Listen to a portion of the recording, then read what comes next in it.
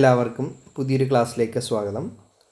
ഇന്ന് നമ്മൾ പഠിക്കുന്നത് Kerala PC degree level prelims എക്സാമിന് വേണ്ടിയുള്ള ജോഗ്രഫിയിൽ നിന്നുള്ള കുറച്ച് ഭാഗങ്ങളാണ്.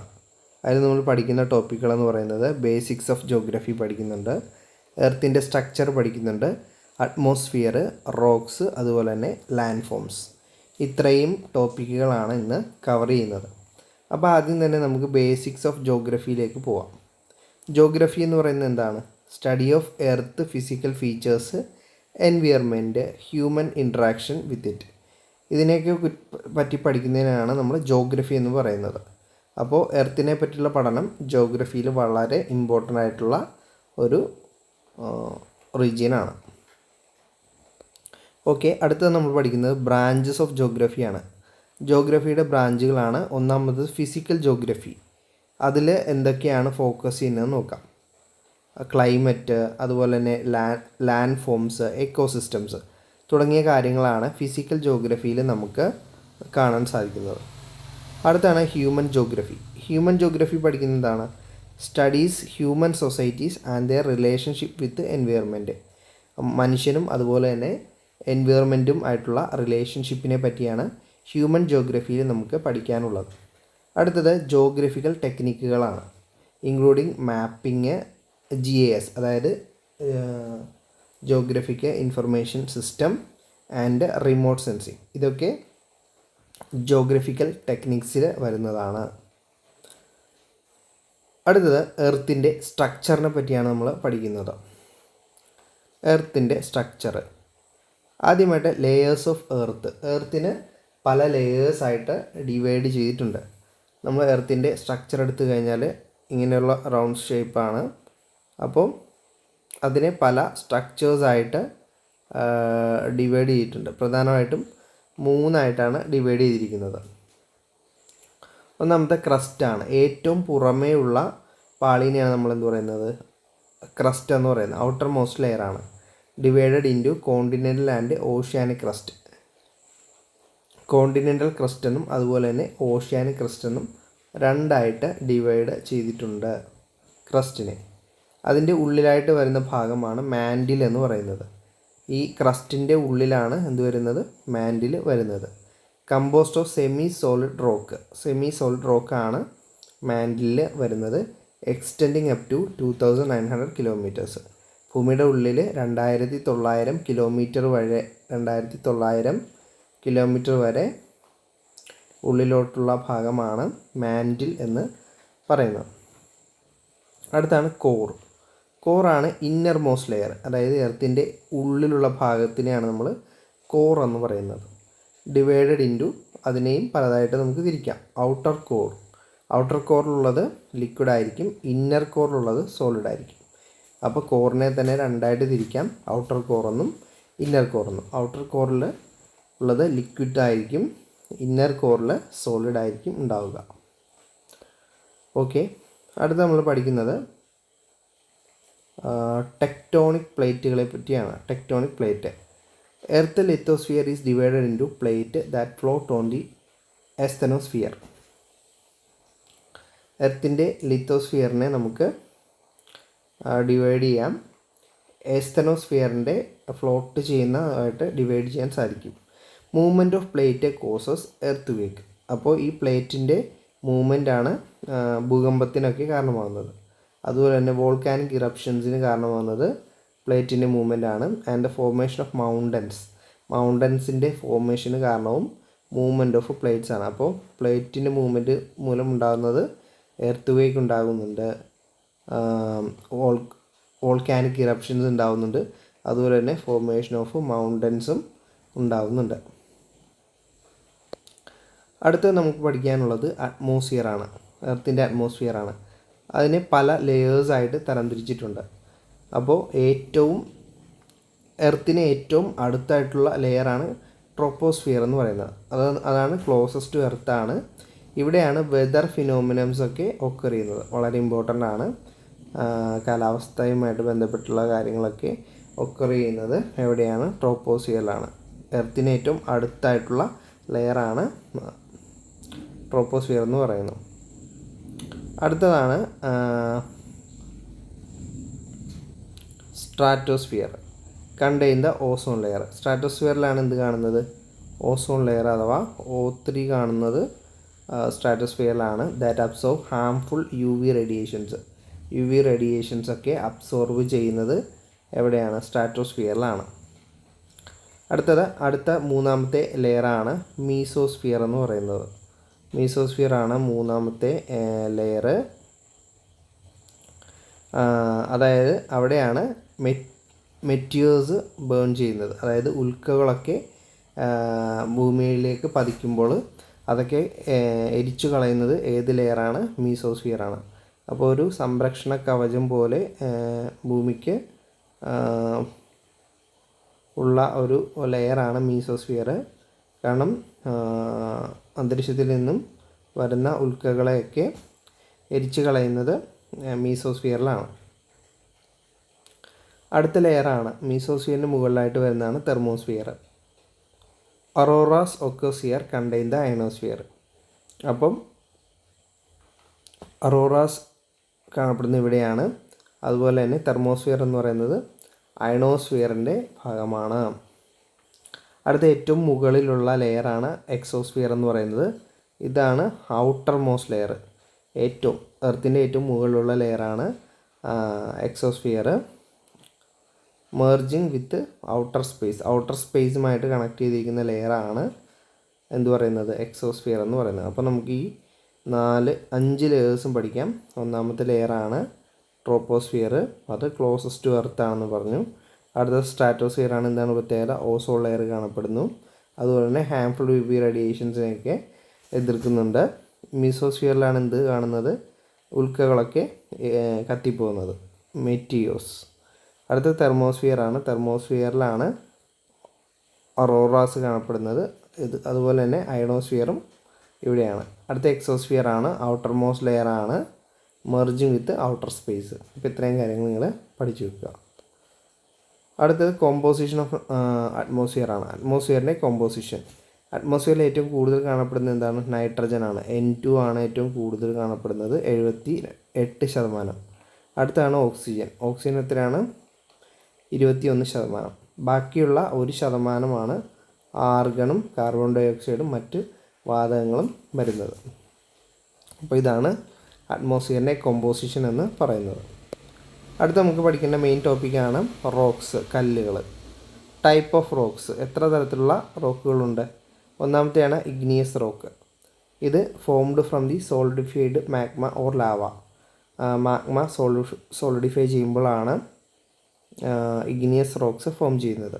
അപ്പോൾ ഇതിൻ്റെ എക്സാമ്പിളാണ് നമ്മൾ പ്രധാനമായിട്ടും പഠിച്ചു വെക്കേണ്ടത്. ഇഗ്നിയസ് റോക്കിൻ്റെ എക്സാമ്പിളാണ് ഗ്രാനൈറ്റും അതുപോലെ തന്നെ ബസാൾട്ടും. അപ്പോൾ ഇത് ഇമ്പോർട്ടൻ്റ് ആണ്. ഇഗ്നിയസ് റോക്കിൻ്റെ എക്സാമ്പിൾ പഠിച്ചു വെക്കുക, ഗ്രാനൈറ്റും അതുപോലെ തന്നെ ബസാൾട്ടും. ഇഗ്നിയസ് റോക്ക് എങ്ങനെയാണ് ഫോം ചെയ്യുന്നത്?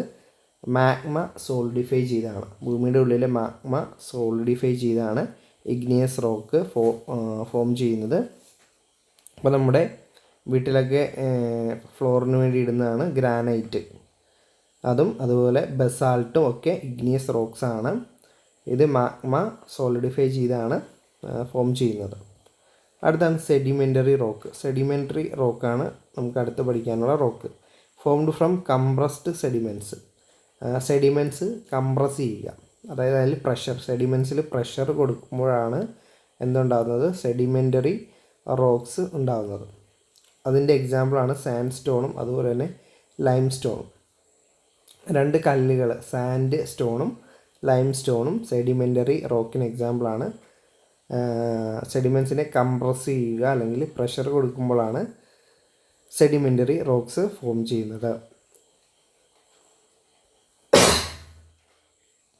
ഓക്കെ, അടുത്തത് മെറ്റാമോർഫിക് റോക്സ് ആണ്. മെറ്റാമോർഫിക് റോക്സ് അതെങ്ങനെയാണ് ഫോം ചെയ്യുന്നത്? Formed from the transformation of existing rock under heat and pressure. അതായത് നിലവിലുള്ള റോക്കുകൾക്ക് ഹീറ്റും അതുപോലെ തന്നെ പ്രഷറും അപ്ലൈ ചെയ്യുമ്പോഴാണ് മെറ്റാമോർഫിക് റോക്കുകൾ ഫോം ചെയ്യുന്നത്. ഉദാഹരണങ്ങളാണ് മാർബിളും സ്ലേറ്റുമാണ് മെറ്റാമോർഫിക് റോക്കിൻ്റെ എക്സാമ്പിൾ. മെറ്റാമോർഫിക് റോക്ക് എങ്ങനെയാണ് ഫോം ചെയ്യുന്നത്? It is formed under the heat and pressure. Examples are marble and slate. Okay, അടുത്താണ് റോക്ക് സൈക്കിൾ. റോക്ക് സൈക്കിളിനെ പറ്റിയാണ് പഠിക്കുന്നത്. Continuous process of transformation between igneous, sedimentary and metamorphic റോക്കാണ് rock cycle. Continuous process transformation between igneous, sedimentary and metamorphic rock. ഇതൊക്കെ നമ്മൾ പഠിച്ചാണ് അല്ലേ. Igneous rock, sedimentary rock, അതുപോലെ തന്നെ മെറ്റാമോർഫിക് റോക്ക്. ഇതിൻ്റെയൊക്കെ ട്രാൻസ്ഫോർമേഷൻ പ്രോസസ്സാണ് റോക്ക് സൈക്കിൾ എന്ന് പറയുന്നത്. അടുത്ത് നമുക്ക് പഠിക്കേണ്ട അടുത്ത പ്രധാനപ്പെട്ട ഒരു ഭാഗമാണ് ലാൻഡ് ഫോംസ് എന്ന് പറയുന്നത്. Type of land forms. എത്ര തരത്തിലുള്ള ഭൂവിഭാഗങ്ങളാണ് നമുക്ക് ഉള്ളത്? ഒന്നാമത്താണ് മൗണ്ടൻസ്. നമുക്കറിയാം ലോകത്തിലെ ഏറ്റവും വലിയ മൗണ്ടനാണ്, ഏറ്റവും വലിയ കൊടുമുടിയുള്ള എവിടെയാണ്? ഹിമാലയത്തിലാണ്. ഹിമാലയ ഒരു മൗണ്ടനാണ്, ഇന്ത്യൻ ഉപഭൂഖണ്ഡത്തിലാണുള്ളത്. അതുപോലെ ആൻഡസ്, ഇതൊക്കെ മൗണ്ടൻസിന് എക്സാമ്പിളാണ്.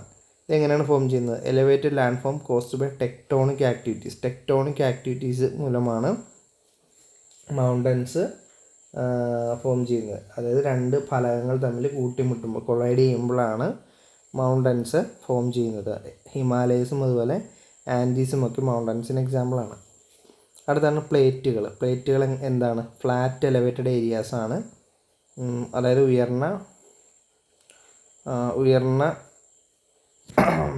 പീഠഭൂമികളെന്നൊക്കെ പറയില്ല, അതാണ് പ്ലേറ്റസ്. ഡെക്കാൻ പ്ലേറ്റ് ഒരു ഉദാഹരണങ്ങളാണ്. സമുദ്രനിരപ്പിൽ നിന്ന് ഉയർന്നു നിൽക്കും, പക്ഷേ അത് ഫ്ലാറ്റ് ആയിട്ടുള്ള ഏരിയയും കൂടെ ആയിരിക്കും. അടുത്താണ് പ്ലെയിൻസ്.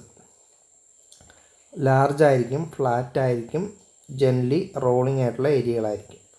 അപ്പോൾ അതിന് എക്സാമ്പിളാണ് ഇൻഡോ ഗാംഗറ്റിക് പ്ലെയിൻ, ഗംഗാ സമതലം. ഇൻഡോ ഗംഗ സമതലം ഒരു പ്ലെയിനിന് എക്സാമ്പിളാണ്. അടുത്താണ് valleys. Low areas between hills and mountains. ഹിൽസിനും മൗണ്ടൻസിനും ഇടയിലുള്ള ലോ ഏരിയാസാണ് വാലീസ് എന്ന് പറയുന്നത്. അടുത്താണ് ഡിസേർട്ട്, മരുഭൂമികൾ. Arid region with little rainfall. Rainfall വളരെ കുറവായിരിക്കും. ഉദാഹരണം സഹാറ, ലോകത്തിലെ ഏറ്റവും വലിയ മരുഭൂമിയാണ്. താർ ഡിസേർട്ട് ഇന്ത്യയിലെ വലിയ മരുഭൂമിയാണ്. അടുത്തത് formation of landforms. Landforms form ചെയ്യുന്നത് എങ്ങനെ? Endogenic forces. Internal forces like volcanic eruptions and tectonic movement. Volcanic eruptions, volcanoes erupt ചെയ്യുമ്പോഴും അതുപോലെ തന്നെ ടെക്ടോണിക് മൂവ്മെൻറ്റ് മൂലം ഉള്ള എൻഡോജനിക് ഫോഴ്സസ് മൂലം ലാൻഡ് ഫോംസ് ഫോം ചെയ്യുന്നുണ്ട്.